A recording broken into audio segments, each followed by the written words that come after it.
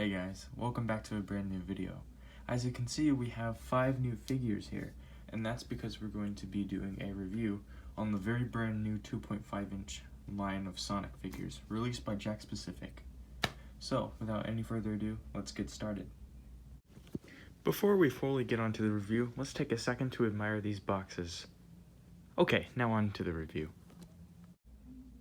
I think we should start off with Knuckles because he's my favorite Sonic character, and also I think he looks the best out of all of them. Well, I mean, compared to Metal Sonic, but that's besides the point. So, Knuckles is 2.5 inches like the other figures, and his articulation is kind of limited. So his head doesn't move very well because of his dreadlocks. His arms can go 360 when you rotate them.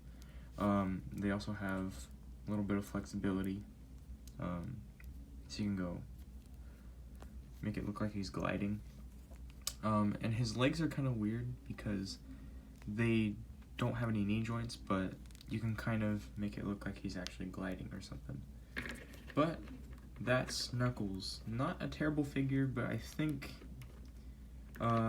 if he was a little bit bigger, I'd pay a pretty good amount of money for him. There we go. Next, we'll do Metal Sonic. Comparatively to Knuckles, they're probably both the best looking figures out of this set, in my opinion.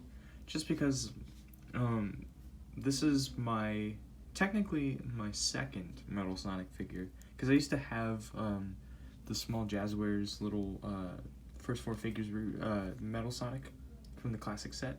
But of course I lost that because I was a kid and I didn't take care of my toys as much as I do now. So with Metal Sonic, his head rotates 360, his arm swivels, no elbow joints though, so that's kind of a bummer. This arm kind of moves and his legs go back and forth, and they actually also swivel. All these figures have the same type of articulation, so if I repeat it, you'll understand why. Now on to Tails. Tails, he's pretty interesting compared to the bendy figure that Jakks Pacific released. I think it's better just because he has tail rotation.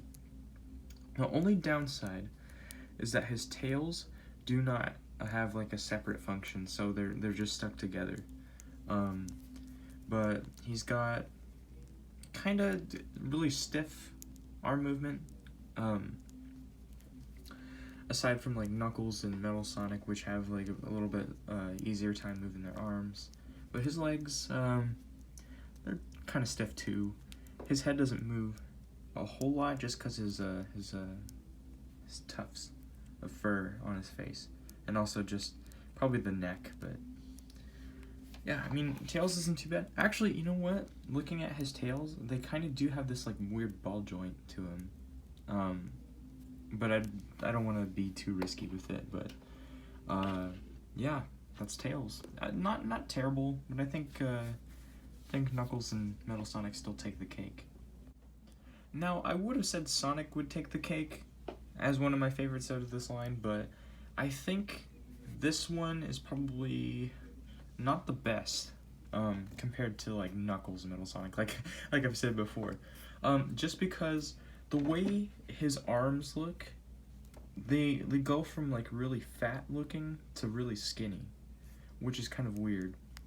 And of course, like his stomach is painted differently. It's like his mouth, his muzzle is painted differently than his arms, but his arms are also painted differently compared to his stomach.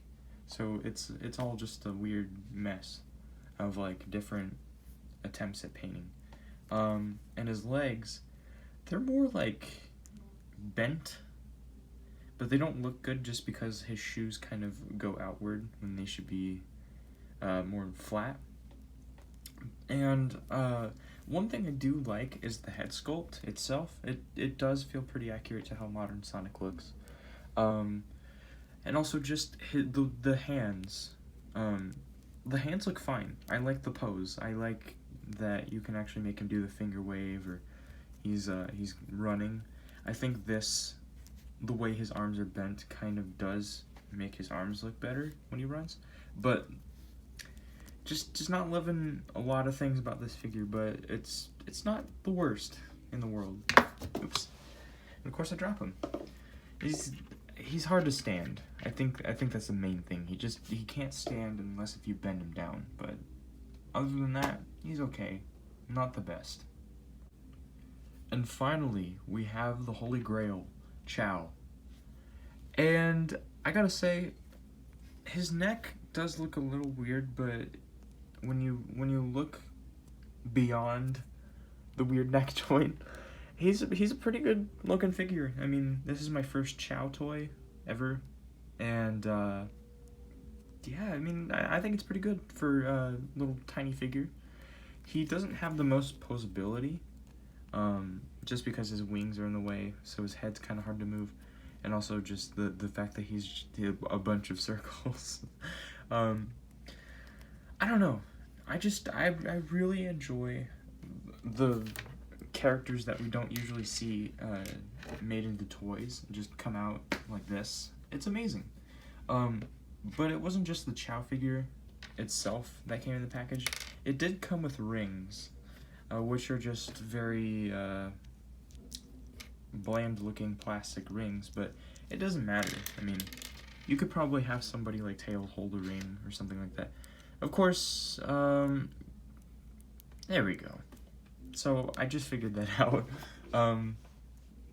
You could probably put a finger through the ring to make it sound, you know, just to make it look like, oh, they're collecting rings. So Sonic is like, it's like a ring gun. It's like waves. But that's besides the point. I'm not sure if that's the intention or if there was meant to be like, oh, a stand you could put the rings on, but yeah, I mean, that's basically it for this review. If I were to rate the figures themselves, I'd still put Knuckles at the top because he's my favorite character, but also because I think he looks the best out of all of them. Chow, yeah, let's put him at the top. You know what? Chow wins. Chow wins the whole review. Sorry, Sonic. Looks like you lost your rings this time. But yeah, that's basically it. I really hope you enjoyed this review, and if you'd like to see more, just let me know. So, thank you guys for watching, and I will see you next time.